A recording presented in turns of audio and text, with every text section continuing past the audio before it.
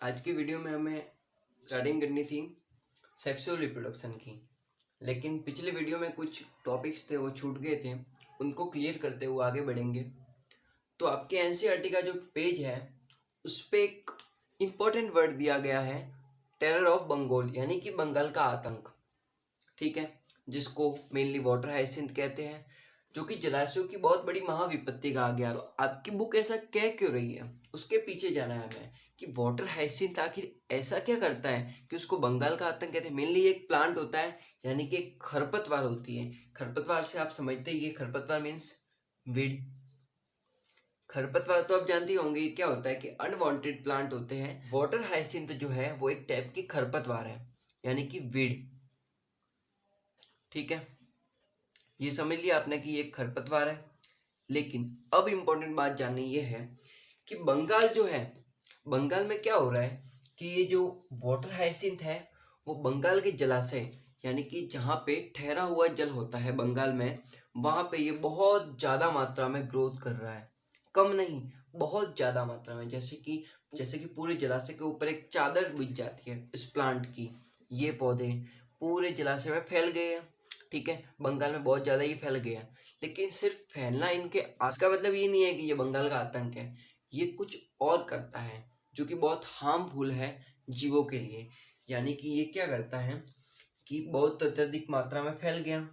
अब उससे क्या होता है कि वाटर के अंदर की जो ऑक्सीजन होती है, वाटर के अंदर जो ऑक्सीजन होती है वो ये पूरी खींच लेता है, ये जो प्लांट होता है। जिससे क्या हो रहा है कि जो वाटर में फिशेज रहती है, यानी कि मछलियाँ एंड बहुत सारे जीव रहते हैं पानी में, उनके साथ क्या हो रहा है कि उनको भी तो फिर कमी फील होगी ना ऑक्सीजन की। जब सारी ऑक्सीजन ये इतनी ज़्यादा मात्रा में खींच लेगा तो फिशेज और बाकी जीव ऑक्सीजन कहाँ से लेंगे?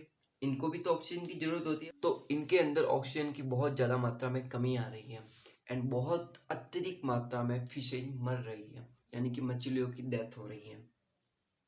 समझ गए आप कि इसको बंगाल का आतंक यानी कि टेरर ऑफ बंगाल क्यों कहा गया है, और इसको जलाशयों की महाविपत्ति यानी कि बहुत बड़ी प्रॉब्लम इसको क्यों कहा गया है? क्योंकि फिशेज मर रही है बहुत ज़्यादा मात्रा में। ये सही तो नहीं है। ये फैल रहा है वहाँ पे, पूरा ऑक्सीजन ले रहा है पूरी फिशेज, और भी अन्य जीवों के लिए ऑक्सीजन रह ही नहीं रही है। और पूरी ऑक्सीजन लेने के बाद ये फिशेज ऑक्सीजन की कमी के कारण मर रही है बहुत ज़्यादा संख्या में। तो ये वाटर हाइसिंथ एक ऐसी खतरनाक खरपतवार है जिसको जलाशयों की महाविपत्ति एंड टेरर ऑफ बंगाल भी कहा गया है। ठीक है, टॉपिक क्लियर हो गया है। अब बढ़े आगे। एक और टॉपिक था जो बाकी रह गया था, उसको अभी हम पढ़ेंगे। यहाँ पे बताया हुआ है potato, banana, ginger and sugar cane, यानी कि आलू, बनाना में, अदरक में और गन्ने में। इनको अपने ये जानना है कि इनकी खेती कैसे करते हैं। मतलब ये जो प्लांट्स होते हैं, इनके जो प्लांट्स होते हैं उनकी खेती आखिर कैसे की जाती है। ये जो टॉपिक था वो छूट गया था, अब इसको कवर करेंगे। जिनको आपने देखा होगा कि पोटैटो में क्या होता है, यानी कि आलू। ये देखिए, मैं आपको ये एग्जांपल बताता हूँ, आपके एनसीईआरटी में भी दिया हुआ है। ये आलू का कंद है, यानी कि ये पूरा आलू। इसमें क्या होता है कि कभी कभी ना बहुत ज़्यादा दिनों तक हमारे घर पे आलू पड़े रहते हैं, तो उनके ऊपर ऐसे वाइट वाइट कलर के कुछ बन जाते हैं, मतलब स्ट्रक्चर, जिनको कलिका कहते हैं। एक और नाम से इसको जानते हैं, इसको आँख भी कहते हैं। आप आपने देखा होगा मेनली घरों में कि जो आलू के ऊपर की जो आँख बनती है, यानी कि जो कलिका विकसित होती है, वो कलिका आगे बढ़कर उस आलू का जो प्लांट होता है उसका निर्माण करती है। सिंपली तो हमने समझ लिया कि इस पोटैटो के प्लांट की खेती कैसे होती है। समझ गए ना? ये आँख जो है वो आपने सबने देखी होगी। अगर नहीं देखी है तो आप घर में देख सकते हो, बहुत दिनों तक आलू पड़े होते हैं उनको ऊपर मेनली होती है, तो आप उसको देख सकते हो। ठीक है, दैट्स इट कंप्लीट। आलू का आपने देख लिया है, अभी बढ़ते आगे। अब देखते हैं बनाना, जिंजर एंड शुगर केन। इनमें मेनली क्या होता है कि इनमें नोट्स प्रेजेंट होती है। नोट्स मीन्स गांठें। आप एग्जाम्पल देख सकते हो, एनसीईआरटी में आपकी बुक में दिया हुआ है कि जिंजर जो है उनकी थोड़ी थोड़ी दूरियों पर इसे नोट्स बने हुए होते हैं। ऐसे होते हैं अदरक। ठीक है, आपने देखी होगी। तो ये जो नोट्स होती हैं ये नोड्स, ये क्या होता है कि कभी कभी ये नोड्स नमी, ठीक है, वाटर एंड नमी युक्त मृदा यानी कि मिट्टी के संपर्क में आने से इसके अंदर से न्यू प्लांट फॉर्मेशन होता है। यानी कि अदरक में क्या होता है कि नोड्स के द्वारा नए प्लांट विकसित हो जाते हैं। क्यों होते हैं? कंडीशन ये है, नमी, वाटर, नमी युक्त मृदा, इनके संपर्क में आने से नया प्लांट बन जाता है। ऐसे ही mainly banana and sugar cane में भी होता है। तो हमने तीनों टॉपिक्स क्लियर कर लिए हैं कि potato, banana, ginger and sugar cane में कैसे होता है, कैसे होती है खेती। तो हमने समझ लिया है कि जो नोड्स होती है वो बहुत इंपॉर्टेंट रोल प्ले करती है न्यू प्लांट्स फॉर्मेशन के लिए। ठीक है, तो हमने देख लिया, आलू की आंख देखी थी हमने। ठीक है, तो बढ़ते हैं अभी आगे। अभी बढ़ते हैं हम आगे सेक्सुअल रिप्रोडक्शन की तरफ, जो कि हमारा मेन इंपॉर्टेंट टॉपिक है। सेक्सुअल रिप्रोडक्शन यानी कि लैंगिक जनन। अब इसमें क्या होता है कि क्या क्या चीज़ें हैं इसकी, कैसे समझना है इसको, ध्यान से आप देखना। इसमें आपकी जो बुक है उसने पहले ही पैराग्राफ में बहुत इंपॉर्टेंट बात समझाई गई है, जो हम यहाँ पे देखेंगे। ऐसा होता है कि इस प्रोसेस के अंदर दो विपरीत जेंडर वाले जीव, यानी कि विपरीत जेंडर यानी कि विपरीत लिंग यानी कि मेल एंड फीमेल, दो विपरीत जेंडर वाले जीव जो होते हैं वो युग्मकों का निर्माण करते हैं। अब युग्मक मीन्स गैमिट्स। युग्मक क्या होते हैं? मेल युग्मक स्पर्म, फीमेल युग्मक एग। यानी कि मेल गैमेट जो होता है वो स्पर्म होता है, मेल ने स्पर्म बनाए, यानी कि ये प्रोसेस कहलाई युग्मक जनन। ठीक है, ये पहला स्टेप है इस सेक्सुअल रिप्रोडक्शन को समझने का। ठीक है, फीमेल ने एग बनाए, मेल ने स्पर्म बनाए। अब इस प्रोसेस को गैमेटोजेनेसिस तो कहेंगे, लेकिन इसके साथ में फीमेल ने एग का फॉर्मेशन किया तो इस प्रोसेस को कहेंगे ओजिनेसिस। एंड मेल ने स्पर्म बनाए हैं तो वो प्रोसेस कहलाएगी स्पर्मेटोजेनेसिस। ठीक है, यहाँ तक क्लियर हो चुका है। दो विपरीत जेंडर वाले जीवों ने युग्मकों का निर्माण किया। ठीक है, अब वो युग्मक जो थे एग एंड स्पर्म, उन्होंने आगे चलकर क्या किया? फ्यूजन, यानी कि उनके मध्य निषेचन हुआ। अब निषेचन के पश्चात क्या होता है कि जाइगोट का निर्माण होता है। समझते आप, युग्मनज बनता है। दो थे, स्पर्म एंड एग मिले, युग्मनज बना। अब युग्मनज जो होता है वो आगे चलकर भ्रूण विकसित करता है। अब भ्रूण, मेन इंपॉर्टेंट थिंग, एम्ब्रियो, भ्रूण ही होता है जो आगे बढ़कर, जैसे कि हम ह्यूमन की बात करते हैं, तो उससे ही विकसित होकर एक नया प्यारा सा बेबी बनता है। समझ गए आप? और यही पूरी जो प्रोसेस है वो सेक्सुअल रिप्रोडक्शन कहलाती है। ये हमने बेसिक तौर पे इसको देख लिया है, आगे हम इनको विस्तार से पढ़ेंगे। ठीक है, एक बार और मैं समझा देता हूँ। मेल और फीमेल दो विपरीत जेंडर वाले जीव, मेल ने स्पर्म बनाए, वो प्रोसेस कहलाई स्पर्मेटोजेनेसिस। फीमेल ने एग बनाए, वो प्रोसेस कहलाई ओजेनेसिस। स्पर्म एंड एग का फ्यूजन हुआ यानी कि निषेचन हुआ। निषेचन के पश्चात जाइगोट बना, जाइगोट से भ्रूण विकसित हुआ, और भ्रूण ही है जो आगे बढ़कर एक नया जीव बनाता है, यानी कि ह्यूमन की बात करें तो बेबी। ठीक है, बढ़ते हैं अभी आगे, देखते हैं इनको और पास जाके। अभी देखिए, बढ़ते आगे। अब एक कंपैरिजन कर लीजिए नॉर्मली कि सेक्सुअल रिप्रोडक्शन में क्या होता है कि युग्मक बन गए, फ्यूजन हो गया, युग्मनज बना यानी कि जाइगोट, उसके बाद में भ्रूण विकसित हुआ। ठीक है, ये इतनी लंबी प्रोसेस है। लेकिन एसेक्सुअल रिप्रोडक्शन में क्या होता था, हमने देखा ही था पहले कि बॉडी से मतलब यानी कि जीव ने उसकी बॉडी को पूरा रिप्रोडक्शन प्रोसेस में लगा लिया, उसके बाद में संतति का निर्माण कर लिया। वो एक फास्ट प्रोसेस थी, यानी कि वो सब काम सब बहुत जल्दी होता था। ठीक है, बहुत फास्ट प्रोसेस थी। लेकिन यहाँ पे क्या है सेक्सुअल रिप्रोडक्शन में इंपॉर्टेंट बात जानने की, कि पहले युग्मक बनाने पड़ेंगे, फिर उन युग्मकों का फ्यूजन होगा, उसके बाद में जाइगोट बनेगा, उसके बाद में भ्रूण का निर्माण होगा। और भ्रूण का निर्माण होने के बाद भी बहुत वक्त लगेगा। भ्रूण का निर्माण होने के बाद में उस भ्रूण को विकसित होने में टाइम लगेगा, और नए जीव की उत्पत्ति होने में बहुत वक्त लगता है। यानी कि ये बहुत स्लो प्रोसेस है।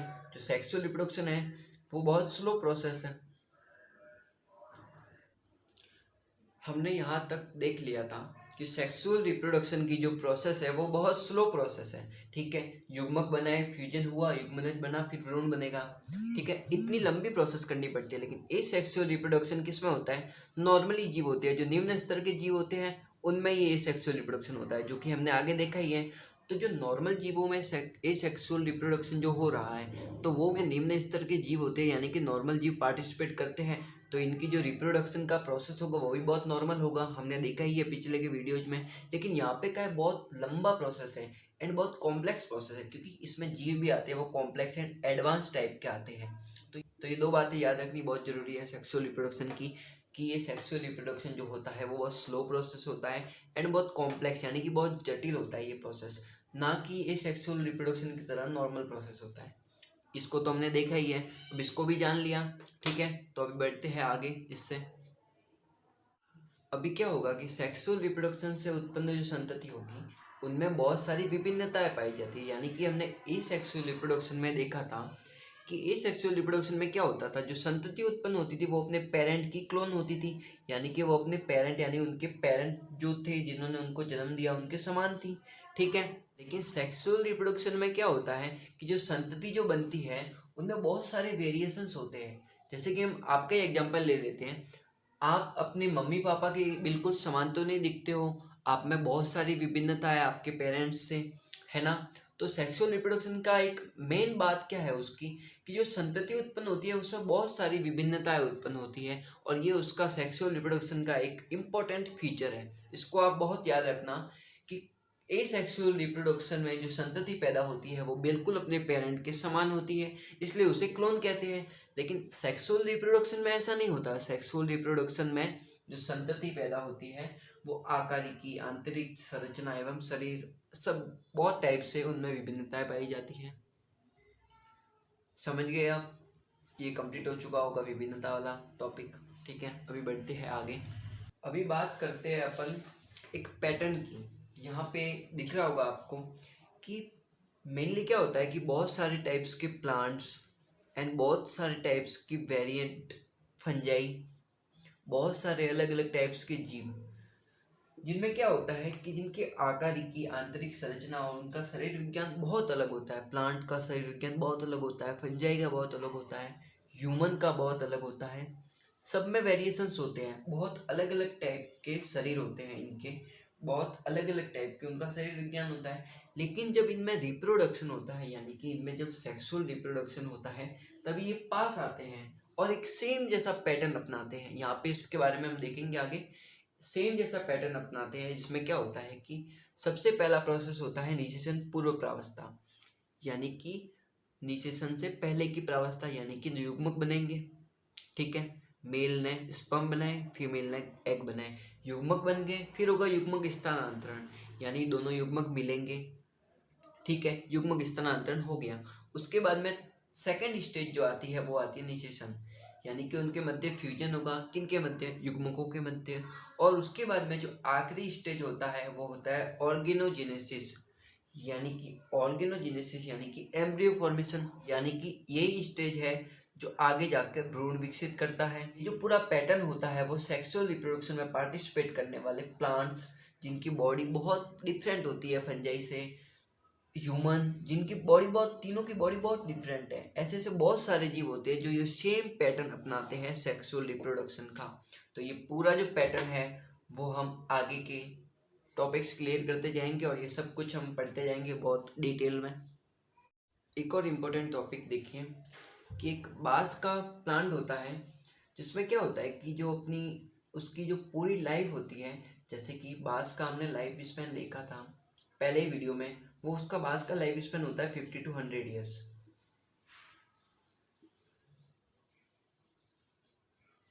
ठीक है। इस प्लांट में मेनली होता क्या है कि ये अपनी पूरी लाइफ टाइम यानी कि 50 to 100 ईयर्स में सिर्फ एक बार रिप्रोडक्शन करता है ये प्लांट। कौन सा? बांस की बात कर रहे हैं हम, जो कि अपनी पूरी लाइफ टाइम यानी कि 50 to 100 ईयर्स में ओनली फॉर एक बार रिप्रोडक्शन करेगा, और रिप्रोडक्शन से बहुत अत्यधिक मात्रा में फ्लावर्स बनेंगे, ठीक है। बांस ने एक बार रिप्रोडक्शन किया, बहुत अत्यधिक मात्रा में फ्लावर्स उत्पन्न किए, और उसके बाद में उसकी क्या हो गई? डेथ। यही उसका जो होता है वो लाइफ स्पेन होता है पूरा। इसमें क्या होता है मेनली कि इसने एक बार ही पुष्पन किया। कुछ प्लांट ऐसे होते हैं जिनकी हम बात करते हैं, कुछ मौसमी होते हैं, यानी कि 6 मंथ का उसका लाइफ स्पेन होता है। उसमें क्या होता है कि एक बार पुष्प आए, फ्लावर्स उत्पन्न किए, फ्रूट्स आए, उसके बाद में उनकी डेथ हो गई। लेकिन कुछ कुछ प्लांट्स ऐसे होते हैं जो बहुत बार पुष्पन करते हैं, यानी कि बहुत अत्यधिक मात्रा में फ्लावर्स उत्पन्न करते हैं, यानी कि लाइफ में बहुत बार रिप्रोडक्शन करते हैं। लेकिन ये जो बास है उसका एग्जाम्पल आप याद रखना कि जो सिर्फ लाइफ में एक ही बार रिप्रोडक्शन करता है। ठीक है, दैट्स इट। इसके जैसा एक और एग्जाम्पल है जिसका नाम है स्ट्रोबिलैंथस कुंजियाना। आज के लिए बस इतना ही। आगे की जो वीडियो में हम देखेंगे स्ट्रोबिलैंथस कुंजियाना, यहाँ पे टॉपिक लिखा हुआ है, हम यहाँ से स्टार्टिंग करेंगे आगे के वीडियो में। तो इसके बारे में आप अपनी बुक से थोड़ा बहुत पढ़ लेना तो आपको सही से समझ आ जाएगा। तो आज यहीं पे समाप्त करते हैं। Thank you so much for watching. कल बढ़ेंगे आगे।